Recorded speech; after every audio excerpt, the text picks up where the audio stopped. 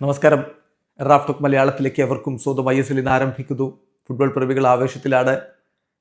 Kerala ബ്ലാസ്റ്റേഴ്സും Mohan Bagan super ജയൻസും വൈകിട്ട് 5 മണിക്ക് കൊൽക്കത്തയിൽ വെച്ചിട്ട് ഏറ്റുമുട്ടുന്നു.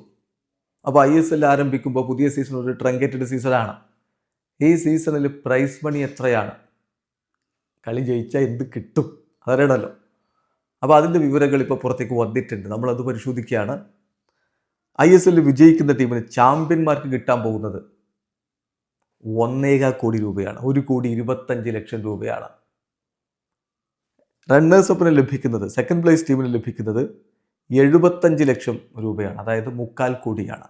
ഇതൊരു വലിയ തുകയല്ല എന്നറിയാം. പക്ഷെ ഇതാണ് ഇപ്പോൾ ISL ജേതാക്കളെ കാത്തിരിക്കുന്ന പ്രൈസ് മണി. അപ്പോൾ അറിയാമല്ലോ, ഈ സീസണിൻ്റെ ഒരു അവസ്ഥ ട്രങ്കേറ്റഡ് സീസണാണ്. കുറഞ്ഞ മത്സരങ്ങളേ ഉള്ളൂ.